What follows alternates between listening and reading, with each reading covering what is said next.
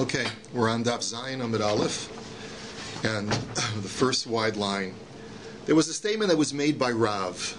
Rav had said on the previous Amud, he had said, BEITZA im Yitziasa nigmara, that an egg, as it emerges from the hen, is completed.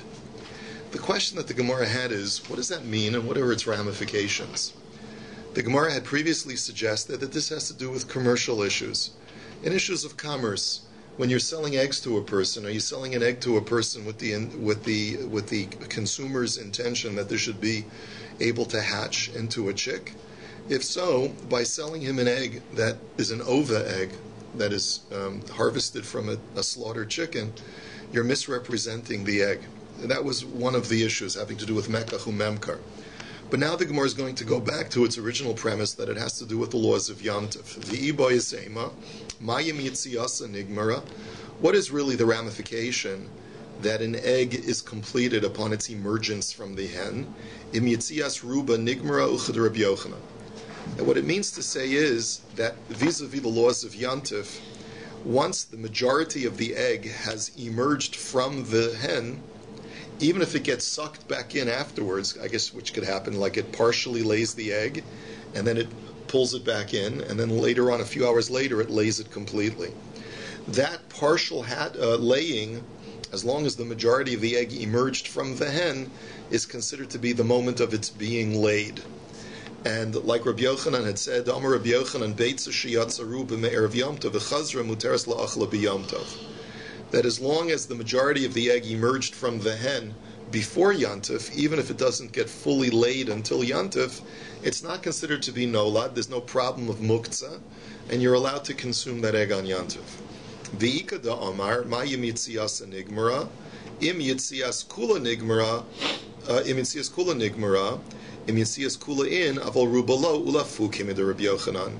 Some say that Rav's statement was actually coming to disagree with Rabbi Yochanan, that only after the egg completely emerges from the hen, that it is completely laid, is it considered to be finished, meaning that it's a laid egg.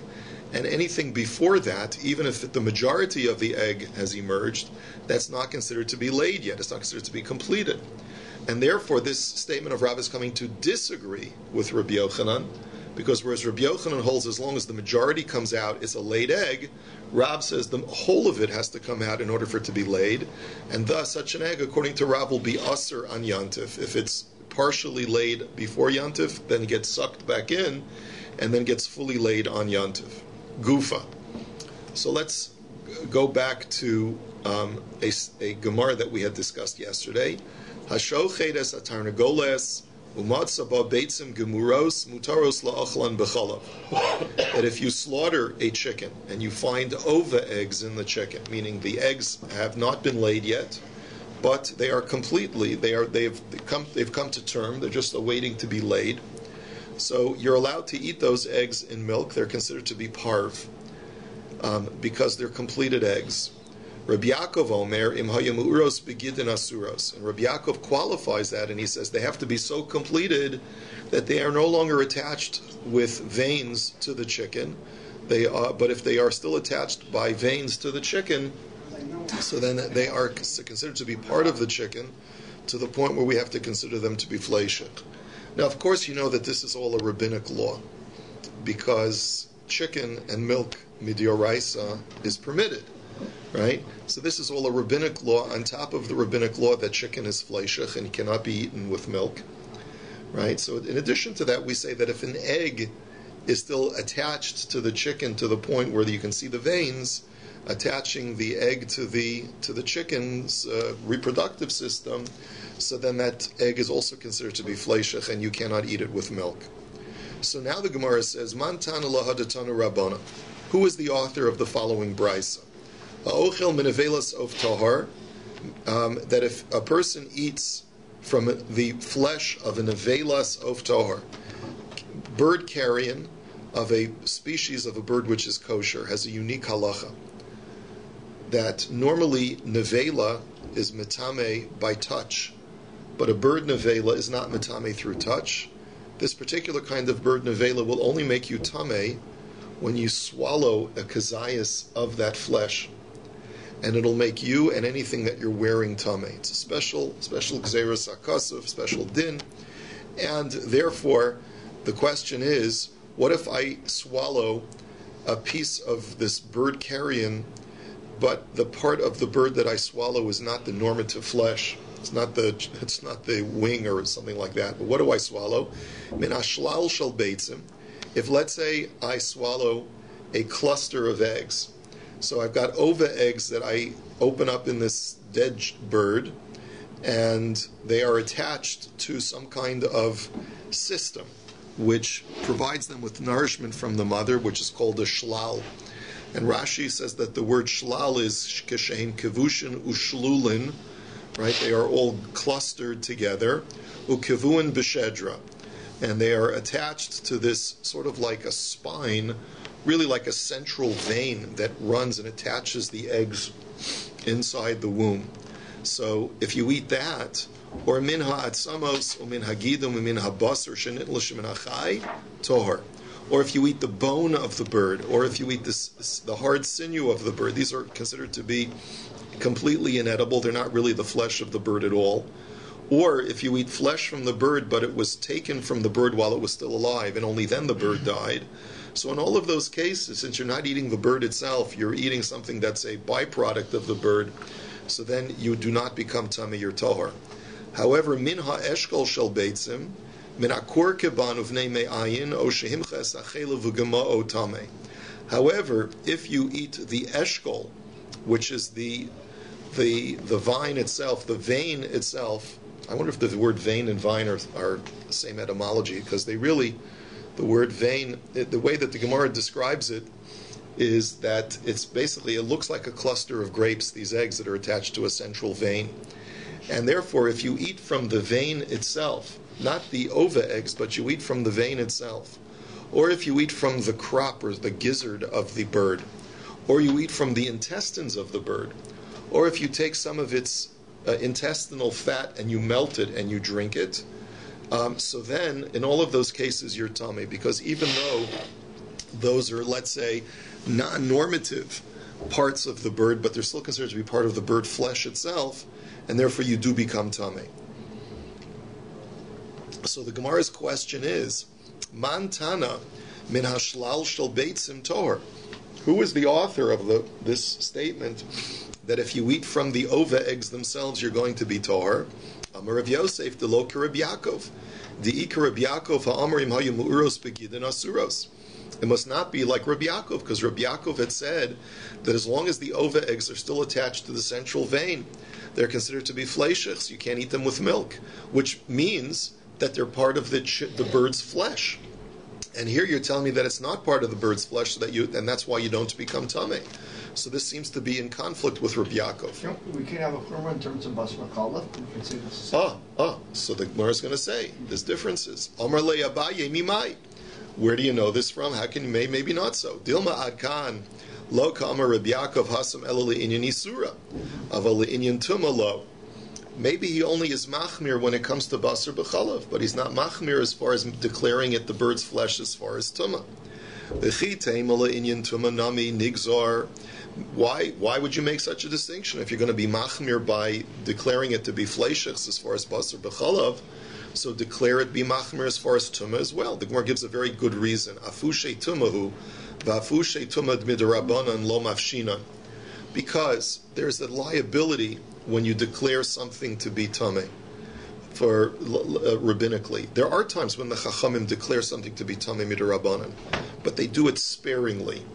And the reason is because there's always a downside of increasing tumah within the Jewish people's community. You increase tumah, you make it more difficult for purification to be achieved. You also subject taharos and kodshim to tumah unnecessarily. You're going to cause holy things to be destroyed unnecessarily. So there are a lot of liabilities to declaring things tamei. And therefore the chachamim are more hesitant to be gozer on tumah than they are to be gozer that something is fleishish. But here you're not dealing with the Raizel. Here you're dealing with oath. Not even the Raizel of the cloud.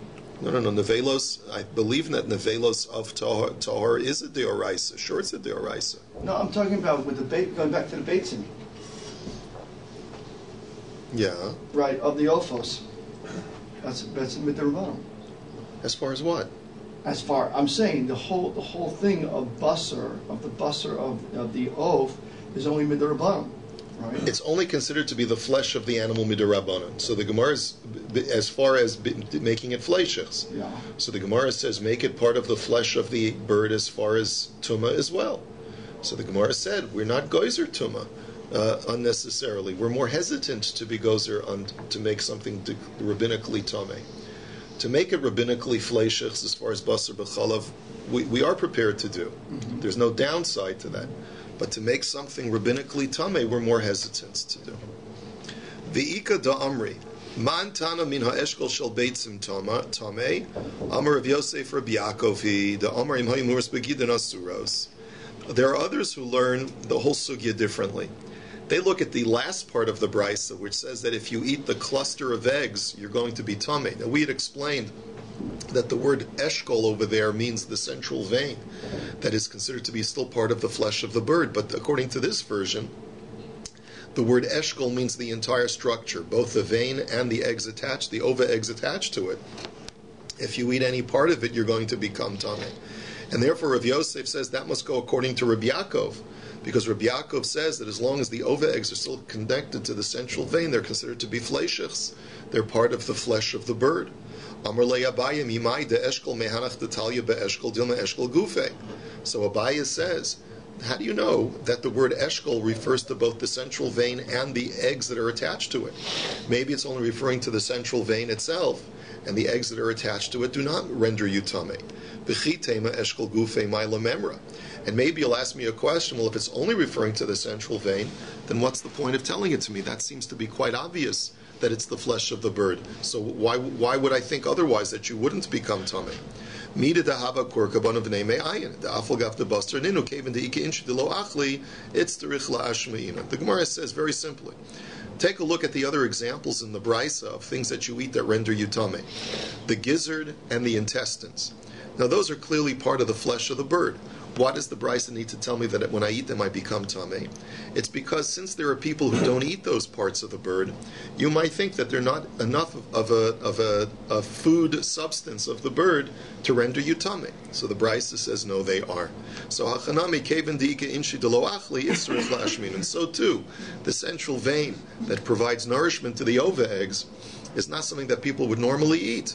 And yet, since there are some people who will eat it, therefore that's enough of a food item to render you tameh, to say that you're eating the flesh of the bird. Tana Rabbana. Now we have a very interesting brisa, which really must have taken tremendous insight on the part of Chazal to really study. Is it ornithology? Is that the word for the study of birds, right? To be able to study the behaviors of birds and other creatures. Kol shetashmisho biyom nolad biyom, kol shetashmisho balayla nolad balayla. Any animal who cohabits with its mate during the daytime will give birth or will lay its eggs during the daytime, and any animal that cohabits at night with its mate will give birth at night. Kol shetashmisho bein bayom uvein balayla nolad bein bayom uvein balayla. And if an animal cohabits both at day and at night, then it will give birth either day or night. Kol shetashmishu b'yom nolad b'yom zutar negoles. So what's an example of a creature that only cohabits during the daytime? That's chickens. Chickens only cohabit by day, right? You don't have to worry that your chicken is out late at night. You tell your chicken, be back by 10 o'clock tonight. You don't have to worry it's going to be doing anything untoward, because chickens only cohabit by day. Right? And kol shetashmishu balayla nolad balayla zu atalev. What creature only cohabits at nighttime? That's the bat, because bats usually are just hanging on trees during the day, and they become swingers at night. Kol shetashmishu bein bayom vein balayla adam v'chol dedamile. But what's an example of a creature that cohabits both by day and night? Those are human beings and all similar creatures, meaning that there are many creatures that cohabit both by day. Probably most of the animal kingdom is cohabits both by day and night. Amar mar, kol shetashmish b'yom nolad b'yom zutar negolas l'may nafkamina. So first the question is, you tell me that chickens only cohabit by day, and therefore they only lay their eggs by day. Who cares What difference does this make? What is the halachic significance of such a statement? So the Gemara answers, L'chad Rav Morei Berei de Rav Kahana, Damar Rav Morei Berei de Rav Kahana, Badak Bekana Shel Tarnagolin Me Erev Yom Tov V'lo Matzah BAYTZA, U'Lamachar Hishkem U'Matzah BAYTZA Muteres. So the Rav Kahana made an amazing statement. He says, you check the nest right before Yontif starts. You can't find any eggs. Following morning, Yontif morning, in the pre-dawn hours, you check the nest, and lo and behold, there's an egg. So Rav Kahana said that egg must have been laid before Yontif, because chickens never lay eggs at night. So the fact that you found this in the pre-dawn hours is an indication that it was laid from yesterday, and therefore the egg is mutter. It's not noilad. It's the Gemara v'halo badak. You did, but you checked before Yantav. You didn't find anything before Yantav. So the Gemara answer is Emer lo badak yafe yafe. You must not have checked very well. Va'afilu badak yafe Emer yatsa saruba v'chazra havaychad Rabbi Yochanan. Alternatively, even if you checked well, the reason you didn't find the egg is because the hen had partially laid it. The majority of the egg had come out, and then it got sucked back in, and then it finished laying it at night. But since, like we said, according to Rabbi Yochanan, that's considered to be laid from the day before, that confirms our thesis. So the Gemara now says, Eini, is this really so? V'ha'amar Rabbi Yossi ben Shaul Amar Rav, Badak b'kana shel tarnagoles me'erev Yom Tov, v'lo matzah BAYTZA, u'lamachar hishkim u'matzah BAYTZA asura. We have a completely contradictory statement from Rabbi Yossi ben Shaul in the name of Rav. Now, sometimes we'll say that this is a machlokas amoraim, but here, as you'll see, it's not a machlokas at all. Rabbi Yossi ben Shaul says that if you check the nest from before Yontif, and then you check the following morning on Yontif morning in the pre-dawn hours and you find an egg, then that egg is usher with the assumption that it was laid in the middle of the night. How could he say that if we've just stated that chickens don't lay eggs at night? So Hasan b'desafna me'ara. The Gemara answers, well, wait a minute. Chickens don't lay eggs at night when they cohabit.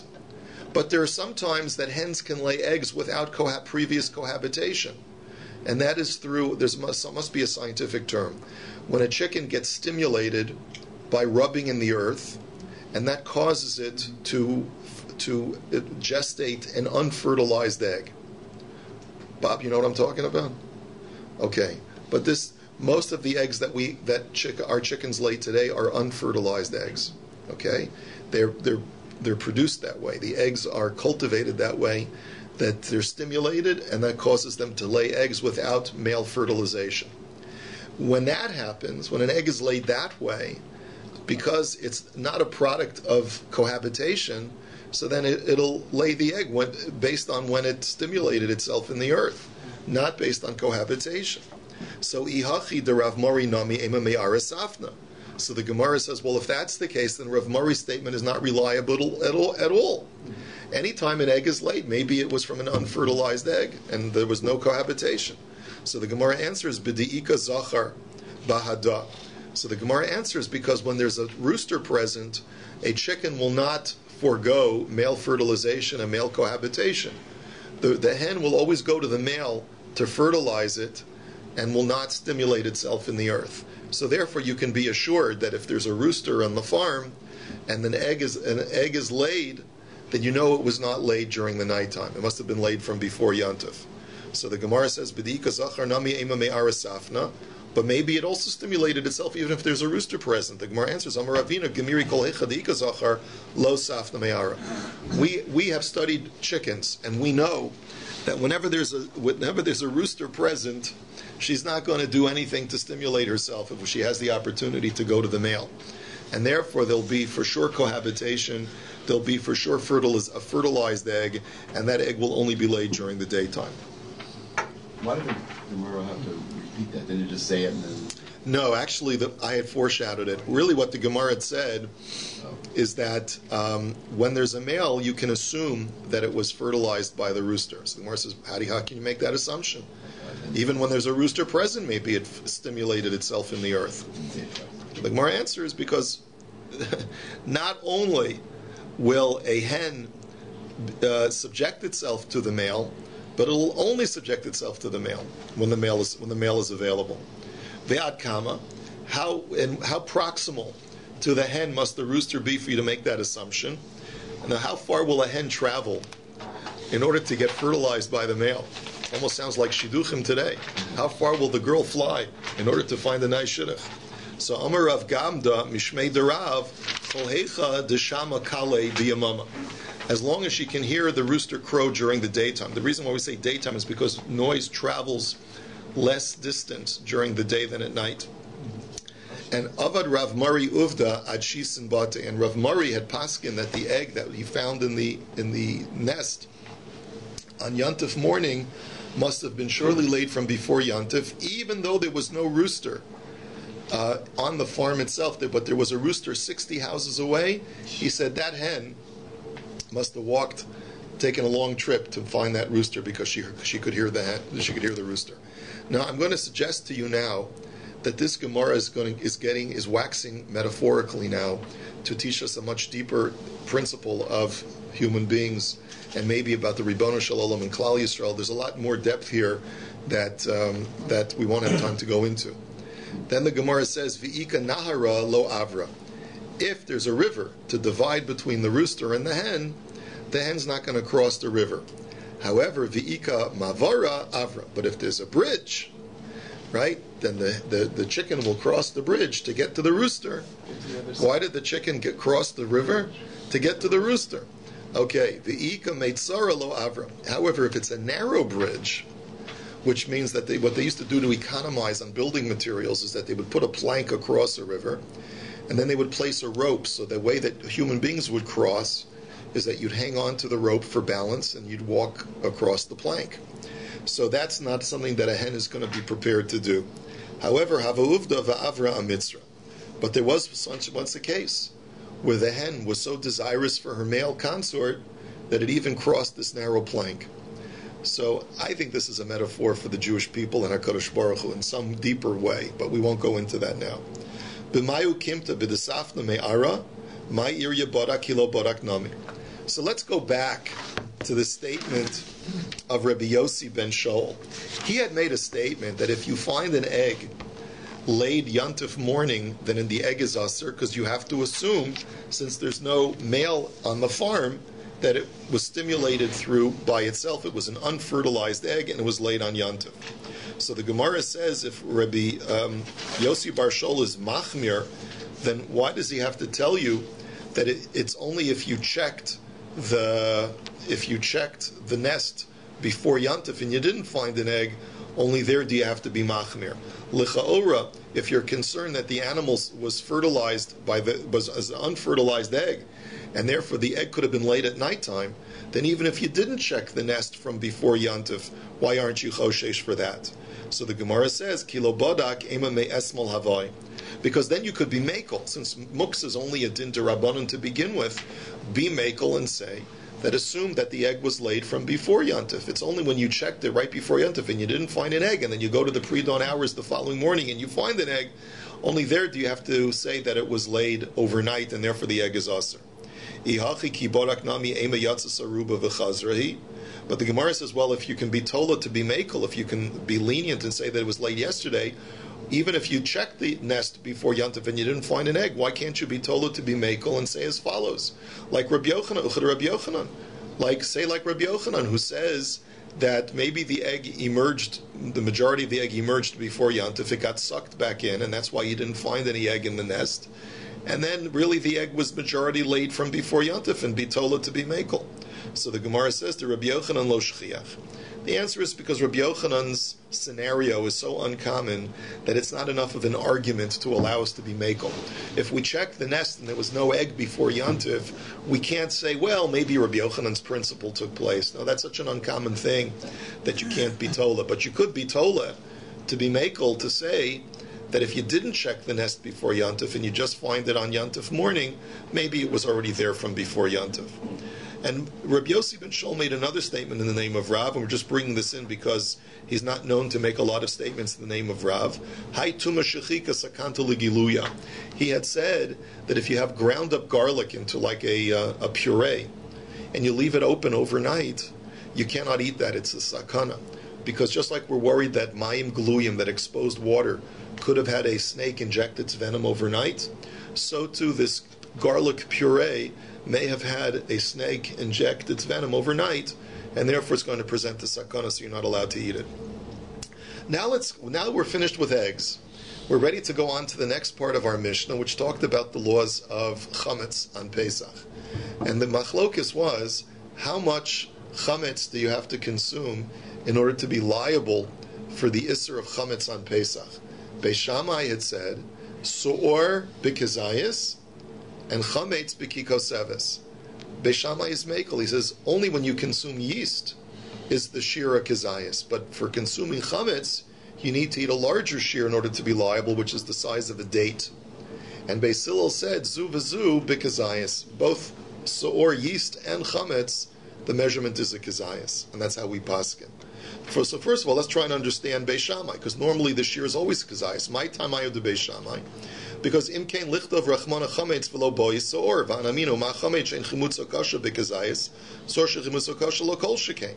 Because Beis Shammai looks at the Torah and he says, look, I note the fact that the Torah prohibits both chametz and it prohibits su'or. Why does the Torah have to explicitly prohibit both? Let the Torah only prohibit chametz. And if the Torah says that chametz, which has less leavening power than yeast, is prohibited, then surely yeast is, which has a very powerful leavening power, surely yeast is prohibited. So su'or dekasav rachmana lamali, lomar lecha shiur shel zeh, lo kishiur shel zeh. The reason why the Torah wrote it, therefore, is to teach me that the amounts, the measurements are different. And that's why the Torah has to explicate both. That su'or is asr b'kezayis, and chametz is asr with a kikoseves. Beis Hillel tzrichi. And by Beis Hillel respond, no, that's not a good argument. I'll tell you why the Torah needed to write both. The ikos of rachmana su'or, hava amina mishum de chimutz okasha. Aval chametz te'en chimutz okasha, emalo tzricha. And v'ikos of rachmana chametz mishum de roi lachila, bal sorshein roi lachila imalo tzricha. Beis Hillel looks at it this way. If the Torah would have only written su'or, I wouldn't have necessarily known chametz, because su'or may be prohibited because it has a much more powerful leavening power. Okay? And chametz maybe is not as prohibited. And if the Torah would have only written chametz, and this is the key point, then maybe the Torah only prohibits chametz because that's an edible product. Bread is edible. Yeast, people don't eat yeast. Normally they don't eat yeast. So maybe if the Torah would have only said, don't eat chametz, I might not have known that the Torah is also prohibiting me from eating yeast. And therefore comes along the Torah and says, don't eat yeast, to tell me that even though yeast is not normally edible, if you eat it, you're liable for eating a kezayis. So now it's interesting, because I just gave a shir about this on last Monday, if you can find it on Kosher too, when we talk about toiletries and cosmetics on Pesach. Why are many poskim more machmir? We know for sure that we're more machmir on Pesach with chametz than with other isurim, because with other isurim, as long as it's nifsal me'achilas adam, it no longer has the isser. As long as it's no longer edible to man, it's no longer asr. But with chametz on Pesach, it has to be nifsal me'achilas kelev. It has to be no longer edible to a dog in order for it to be mutter. So the Ran in Psachim says that the reason why we're more machmir is exactly because of this Gemara. Because this Gemara tells us the fact that the Torah prohibits yeast, which is normally not an edible product for human consumption, means that the Torah elevates the status of leavened things, to the point where even though they're not normally eaten, they're still prohibited.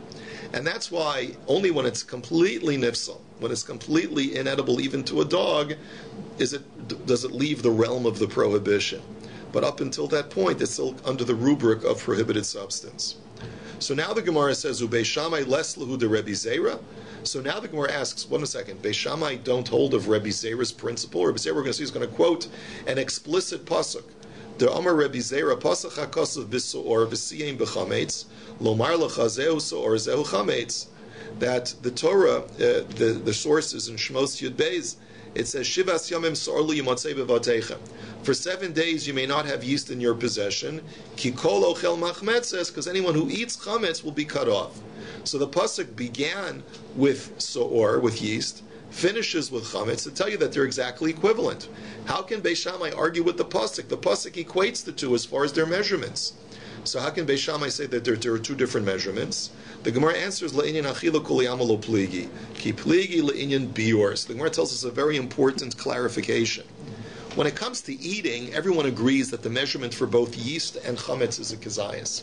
The machlokus is, what is the measurement whereby I am liable if I have not disposed of it and I still have it in my possession on Chametz, on Pesach? That's where Beis Shammai says you're not liable until you have a kikosevis size of chametz or a kezaya size of soor, and Beis Hillel disagrees and says ownership of chametz is usher with the size of a kezayas, either for yeast or for leaven. Beis Shammai savri lo yalfinan bir me'achila, Beis Hillel savri yalfinan bir me'achila. And the machlokas is Beis Shammai say that you can't compare the prohibition of eating to the obligation of disposal. And Beis Hillel say no, the two are exactly the same. You learn one from the other.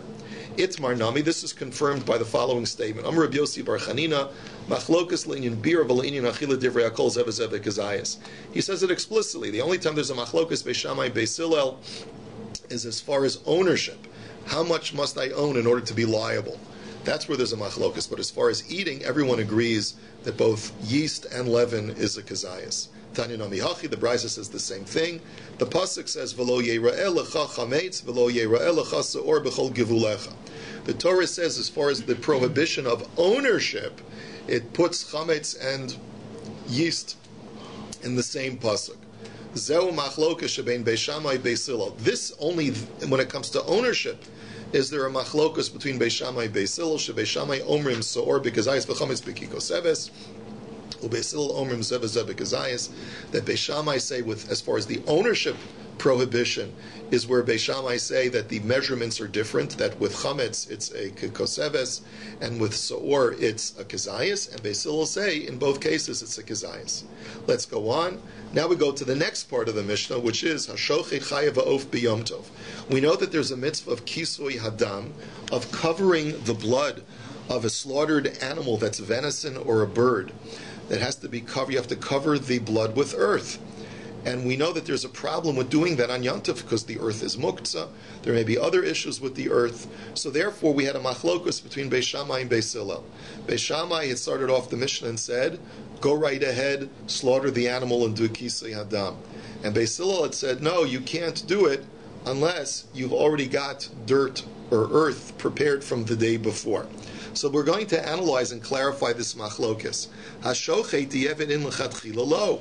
The word hashochet, which means he who slaughters, implies that you've already slaughtered the animal, the bird, let's say, and now your dilemma is you don't have earth. So what should you do?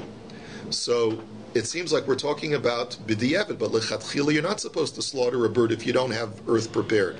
But ema seifa. But then take a look at the second part. Beis Hillel omrim lo yishchot michlal detana kamas over yishchot. Beis Hillel is the only one who say lechatchila don't shecht. So it sounds like the previous Tana, Beis Shammai hold that even lechatchila you're allowed to shecht. So how do you reconcile it? So halo kasha lo yishchot v'yachasa ka'amar. No, what Beis Hillel, when they say don't shecht lechatchila, mean don't shecht and do kisei hadam lechatchila. But really, at this point, the Gemara is entertaining that both Beis Shammai and Beis Hillel say lechatchila you shouldn't shecht, and the only machlokus is that according to Beis Shammai, once you've shechted, do kisei hadam, and Beis Hillel say once you've shechted, do not do kisei hadam. Well, wait a minute, ema seifa. But now let's look at the last part.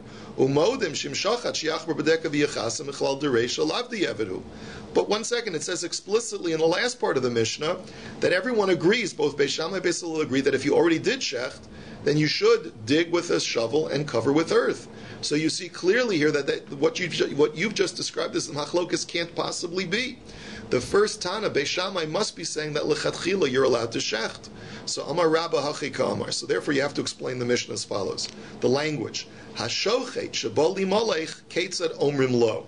That if a person is a shoichet, not hashochet meaning he who has slaughtered, but rather a person who is a slaughterer. The word shoichet could mean, it could be a verb, it could be a noun. So here it's explaining that it is a noun. The name of the person who shechts is the word shoichet. He is a shoichet, and he's coming to us to ask us what should he do. So we tell him, what should we tell him? So Beis Shammai omrim, omer lo shchot chafor v'chasei. We tell him, go ahead, shecht the animal, go ahead, lechatchila shecht the animal, then dig up some earth, and then do kisei adam. Ubeis Hillel omrim lo yishchot elim ken hayelo afar muchan mi ba'od yom. And Beis Hillel disagree, and they say, no, you may not slaughter unless you had earth prepared from the day before. So if a guy comes to us with a shaila, says, Rabbi, I want to shecht this animal, what should I do? We tell him, did you prepare earth from the day before? No. I'm sorry, you cannot shecht. Rav Yosef Amar Hachikam. Rav Yosef now has a slight modification. He agrees in principle to Rabbi that that's the correct interpretation, but he has a slight differentiation. Here it is. Hachikam Hashochet Shabal Lihimalech Ketzad Omrim Lo. When a person comes to us and asks us what should he do, he wants to shech the chicken. What do we tell him? Beishamai Omrim Omer Lo Lech Chafor Shechot V'Chasei. It's almost exactly the same as Rabbi, but with one very important difference.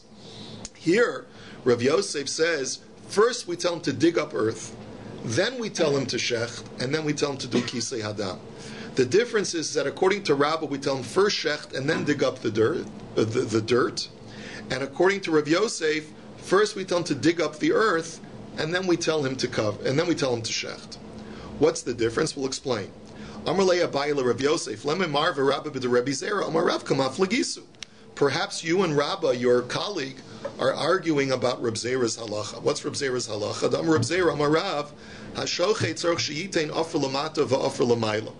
That whenever you shecht and you want to do kisei hadam, you have to put a layer of earth underneath the blood and a layer of earth over the blood. And how do I know this? That you shall slaughter and pour its blood and cover it in earth. It doesn't say pour the blood, pour dirt over the blood, but rather cover it within earth.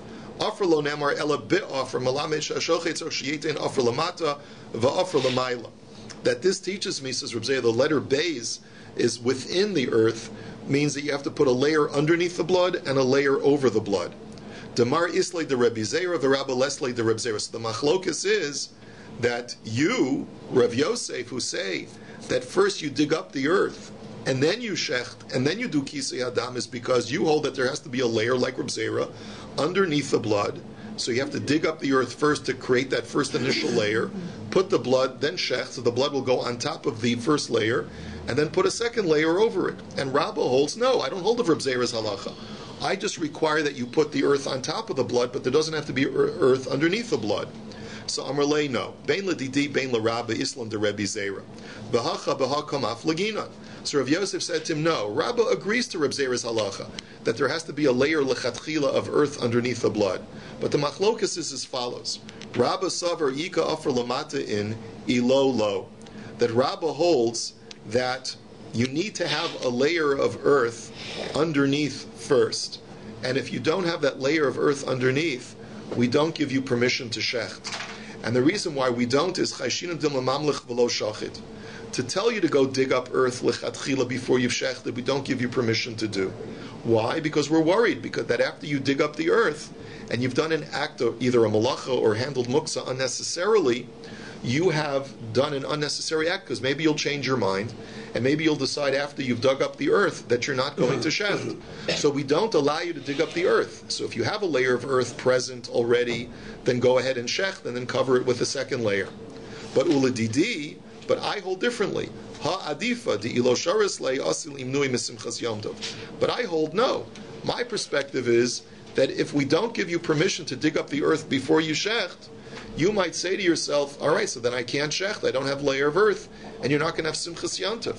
So I hold, says Rav Yosef, that there's a greater imperative of simchas yom tov, of enjoying yourself by having fresh chicken on yom tov.